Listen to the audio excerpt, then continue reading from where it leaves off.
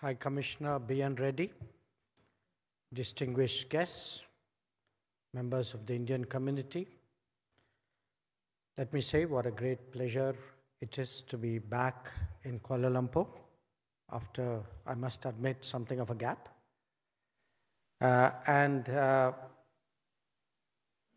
It is today for us very much a part of our custom and our tradition that we never leave a place without meeting the Indian community. So,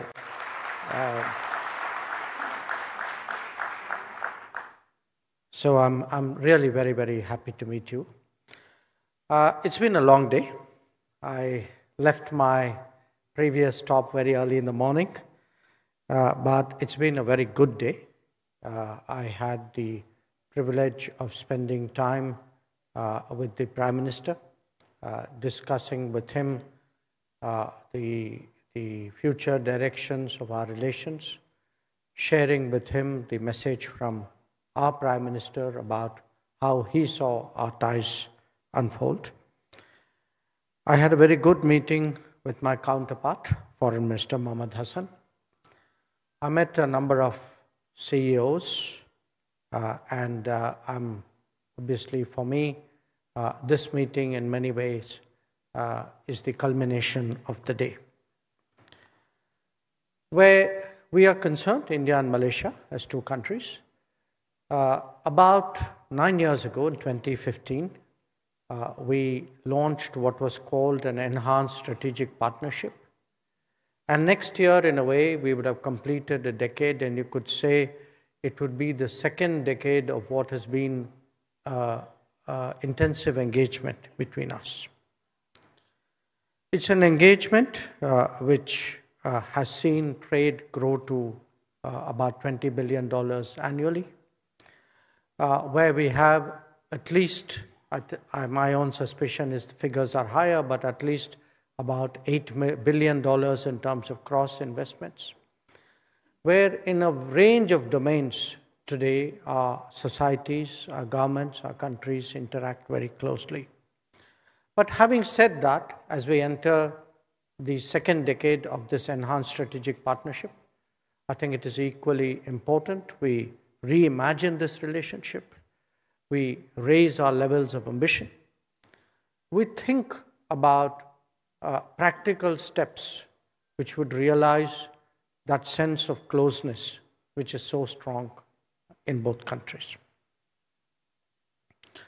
So a lot of my discussions today were actually in that direction. Some of it pertain to what we normally do, what we have traditionally done in these ties for many years.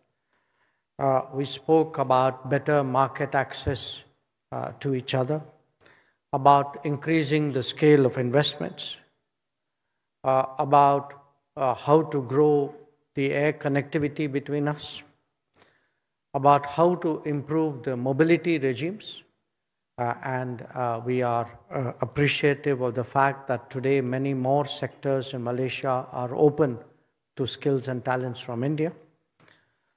We discussed how to increase tourism, and again, we very much appreciate the steps which have been taken at this end to encourage Indian tourists to come. We contemplated what would be the impact of stronger financial connections, especially today, many people in India are connected to the world through the UPI system of cashless payments. This has a very positive impact both on business, on tourism, even for mobility. We wanted to also intensify our educational connections. For some time now, there have been discussions about how to bring some of the premier Indian educational institutions, like the Indian Institute of Technology, to Malaysia. About how, through mutual learning and experience sharing, we could strengthen our TVET capabilities, because that is very much key to the economic future of both countries. Also, again, this has been something which has developed steadily over the last decade, how to strengthen our defense cooperation. We already have a strong bonding both in the Air Force and the Navy, but how do we deepen that? But most of all, we looked at what are the new areas: renewable energy, semiconductors, digitally driven growth. So these were really the conversations I've had today. And I think in this matrix of possibilities actually lies, in many ways, the future direction of our ties. So what I do want to assure you is, certainly from the Indian perspective, this is an enormously important relationship for us. It's a very close relationship. It's been one where we've been very mutually supportive. As an example, I should say we are both in the coming years contemplating being non-permanent members of the Security Council again, and we'll be supporting each other in that endeavor. We also value the fact that Malaysia will become the chair of the ASEAN in 2025. There is a lot that has been for us under discussion with the ASEAN. We hope that Malaysia's leadership would give it a clearer direction and more definitive outcomes. So this is really the sum and substance today of the relationship and where we stand. And I thought you are all stakeholders in this relationship, so it is natural that I would like to share it with you. But while I speak about India and Malaysia, the fact is we are not, two countries living in isolation from the rest of the world. The world is today a much more complicated place. It is more turbulent, it is more volatile. We have seen, for example, the impact that COVID has had on all of us. All of us, just not personally, but as societies, as countries, the enormous disruptions that it caused. We are still experiencing today what happens when there is conflict anywhere in the world. That in this day and age, conflicts can no longer be contained in that particular geography.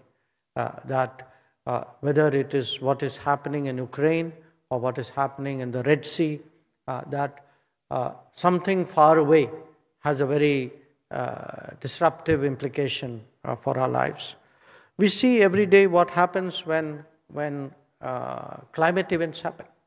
That climate today is disrupting food production, if prices go up or shortages happen. Some of it is certainly an issue of markets, but a lot of it is also the implications of changes in nature. So why I mention this is when India and Malaysia prepare for an era of closer relationship, I think we have to bear in mind that we are together actually contemplating a much more difficult world than the one we have grown up with in the last generation. And one way by which we can be of great support to each other is really to build on these very special factors of our ties. The fact that we trust each other, the fact that on crucial matters we've been reliable for each other, the fact that in many ways, both physically and I would say culturally, emotionally, we are much closer to each other. So today, when countries actually are working out partnerships, many of these partnerships are actually based on this sense today of trust, of closeness, of reliability. And this is the world in which we are living in, and this for us is actually a new opportunity to refashion ties with each other. Now, having said that, I also know that it is natural that for our diaspora anywhere in the world, there's great interest on what is happening in the world, what is happening at home. I think most of you know what is happening at home. So we have some big decisions to make in the coming weeks. and at least as someone who has a clear interest and participation in it, I will leave that matter there. But having said that, I think there are other things which are happening at home. Perhaps the most important is that India has rebounded from the COVID, that we are today one of the fastest growing large economies of the world, that we are back to that 7% growth rate. And when you look at that today, 10 years ago, we were the 11th largest economy in the world. Today, we are the 5th. In the next few years, we'll probably be the 3rd. So that sense of momentum today and the confidence that comes from it, the greater production, the greater consumption, that ability, you can actually feel today that buzz and energy in India, which is driven by a very strong economy. But it's not just growth. It's also what kind of growth. And one of the big changes which we have seen is that growth has actually been very much more inclusive than in the past. That it is not just big cities that are growing. It is not just the question of the numbers of a nation. You can actually see this percolate down to the furthest corner in the most effective manner. And a large part of that is because today growth for us and governance for us is driven very much by digital technology. That India's embrace of technology in the last 10 years has actually been a game changer. And when one looks at the scale of that, and this was something I was discussing with the Prime Minister here today, that one of the basic obligations of any government, anyway, is to make sure that those in need in their societies, that they get the requirements that they want. But the challenge for the government, for any government, is to make sure that it goes to the right people, that it doesn't go to the wrong people, and it doesn't get siphoned off. And that's actually been the challenge, particularly in India, which we have grappled with for many, many years. But today, whether it is food support, which 2/3 of our population actually gets on a regular basis, whether it is today loans for people to start their own business, which 1/3 of the country gets, whether it is today free or subsidized health access, which more than 1/3 of the country gets. When you look today at housing, houses which are built by the government and given to the vulnerable people, you are actually today looking at massive numbers, and the right numbers, the right people are actually getting the benefit. And one of the comparisons which I make is many of these programs, they are today the size of the population of countries, sometimes the size of the population of multiple continents. So when we speak about food support, we are talking 815 million people who day in, day out actually get their rations from the government, who are therefore assured that whatever happens in the world, whatever happens in India, they will never go hungry, their nutrition and health levels are protected.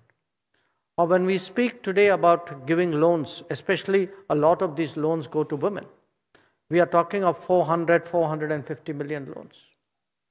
Even housing. There are today 200 million people in India who have got houses in the last 10 years from the government. 200 million people is 1.5 times the population of Japan. Even, many of you would be familiar with the fact that people were using firewood in the kitchen and the health damage that it was doing. Now, when these were replaced by gas cylinders, the beneficiaries of that are 90 million people. That's like actually dealing with entire Germany's kitchen problem at one point. So think about it. The scale of the change, the population, the lowest, and the people who actually were the most in need, lowest in terms of income. And the cumulative impact of all of this is that actually 250 million people have come out of poverty. And as you can actually sense that, movement up. But while all of that is happening, other changes are taking place as well. And I think those of you who go to India regularly would see it. One of the big changes is actually in infrastructure. Now, to be honest with you, there was a time we used to come to Malaysia and admire the infrastructure here. We still do. But today, you can see those changes in India. That we have built 10 years ago, there were 75 airports in India. Today there are 150. We have built 9 to 10 new airports every year for the last 10 years. Every 2 years, 3 cities in India actually get new metros. And every day, and I say this with a country with whom we have a good road building history, every day 28 kilometers of highways are made. So this is actually the change also which is taking place in India. That change is not just in the physical appearance and the physical assets of the country. The other big transformation is actually today in the quality of the people.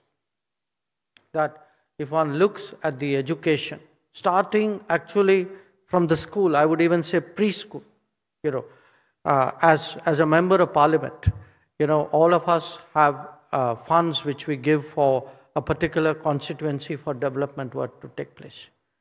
In the district which I focus on, one of my objectives which I support is something called Smart Anganwadis, which is preschool, where you actually start little kids with digital skills very, very early. So it starts very early. Whether it is schools, and you also know that one of the challenges of schools was also the toilet issue, which fortunately by now has become history. But school retention, the fact we want people not just to start schooling but carry on. Then to ensure that the gender balance, again, there was a big gap which we have at last closed between girls' attendance and boys' attendance in schools. Then when you look beyond schools at challenges you are also familiar with, skills, vocational training, universities, colleges, medical, engineering. And each one of this has actually taken off. Again, I give you a figure which I would ask you to reflect on. The last 10 years has seen 7,000 new colleges in India, which means 2 colleges a day have come up in India. That would give you that sense really of transformation. And it's not again just a multiplication of institutions. As someone who visits a lot of these places, I can actually see the difference in behavior. The fact that young people today are more innovative, that people still in college, sometimes even in high school, are talking about taking out patents, that people in college have even their startups. So today the levels of confidence, the mood, the progress, the sense that a lot has been achieved, that is today very, very strong. And in each domain, it has found some expression. People in business would certainly say it's much easier to do business in India. It's still far from perfect, I quite accept that. But I think there's no question that we are definitely moving in the right direction. I think for the general public, the ease of living has also improved tremendously. That if, in fact, one of the issues which we are constantly asked to look at is what are the old laws and old regulations that we don't need anymore? Every department actually for the last few years has, because typically in the bureaucracy you love to add rules and regulations. I know that, all of you know that as well. But to actually get people to say, look at what is antiquated, what is unnecessary today. Why do we need the verification? And some of it, for example, can be very simple. The idea of a self-affidavit, that you sign, you are responsible for a document. It makes perfect sense. It works 99.99% of the time. So how do we today ease the burden of unnecessary regulations and over-compliance on average citizen? And you can see that in services. Today, paying income tax in India, actually not just paying, getting a refund, it's so much faster. Sometimes it's a matter of a few weeks. Or passports, that what used to take months, actually today takes weeks, sometimes even days. So the picture which I'm trying to communicate to you today is really of a far more confident nation, far more optimistic about its future, very much more capable, that when we speak today, of today's India, we are actually talking of a Chandrayaan moon landing. We are talking of a 5G technology telecom stack. We are talking of making our own vaccines and inventing our own vaccines. We are talking today of technologies like drones. We are talking of chips. So these as people whose hearts and minds are very often back home, I do want you to appreciate that there has been a very, very solid foundation that has been laid. And this foundation is likely to actually take us into a much higher trajectory and a higher orbit in the times to come. Now, I've dwelt a little bit at what happened at home. Let me speak a little bit also about what happens in the world and how do we respond to that. I referred to the impact of the COVID, and I did so because, but honestly, I don't think any of us could have imagined anything so devastating, and surely in all our livelihoods, in all our lives, we'd never really have to go through something like this again. But it was a time of enormous test. And when we responded to the world, we of course did so trying to build up our own capabilities, but we also did so trying to respond to the world's capabilities. And the fact is that a country, when the COVID started, the world was worrying how this country would fare. After a year and a half, this was the country which was actually supplying vaccines to 99 other countries across the world.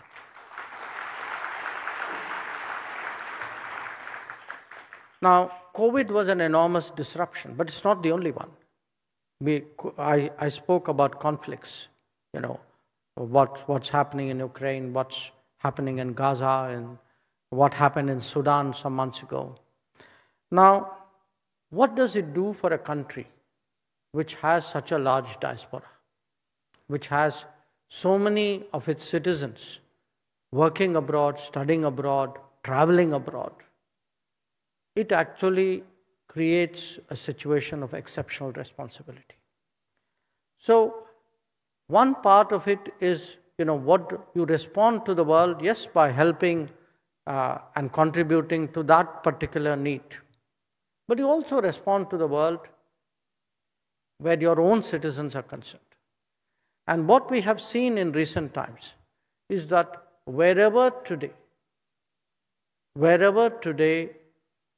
our community is in distress, where they are in danger, we are there to secure their back. And you saw that. You saw that in Ukraine during Operation Ganga, in Sudan Operation Kaveri, in Israel during Operation Ajay.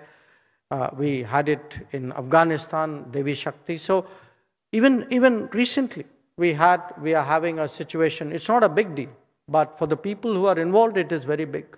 That there are a few families who were stuck in Haiti. Today we have given our diaspora, our community, that sense of confidence that go out in the world, do what is obviously good for yourself, but we are there behind you. And I would put it to you that that is not a small achievement.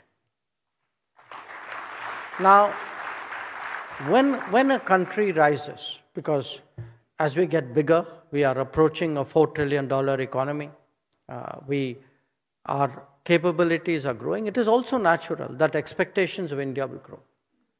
So, you can't have the rewards without the responsibilities.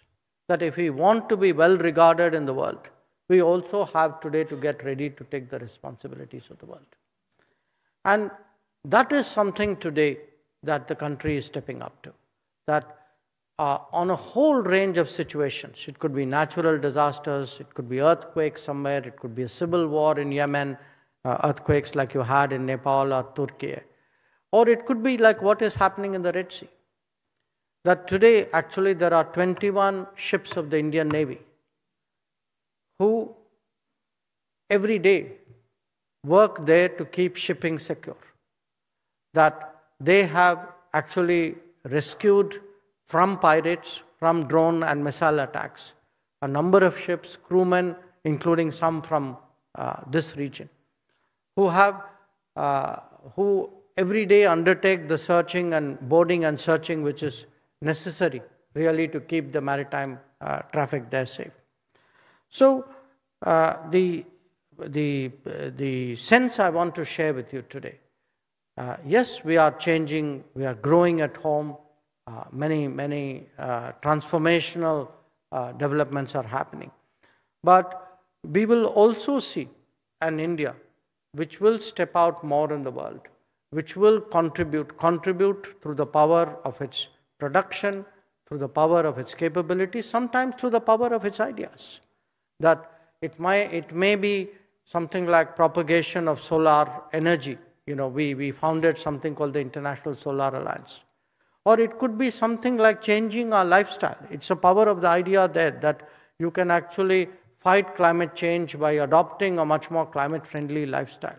Even changing our food habits. The propagation, for example, of millets.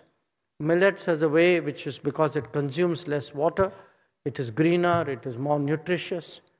So in different ways, even wellness, yoga. I mean, if you see in the last decade, when we do the International Day of Yoga, actually today we track beginning from the international date line all the way through, and there's not a single country in the world which doesn't actually celebrate yoga and which doesn't today realize the value of yoga. So this, the power of the economy, the power of greater contribution, the power of ideas, and the power of being fair, of doing the right thing.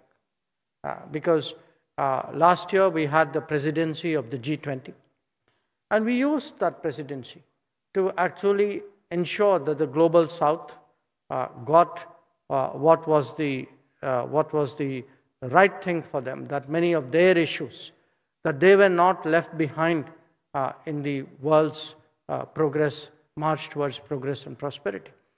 And it could be the African Union's membership, but it was also equally the real bread and butter issues today of the world. How do you deal with debt? How do you deal with trade disruptions? How do you deal with currency problems? That a lot of countries today can't trade because they don't have access to the right currency in the right volumes. So this fairer India, more responsible India, more contributive India, that is today the India, I think, which engages Malaysia.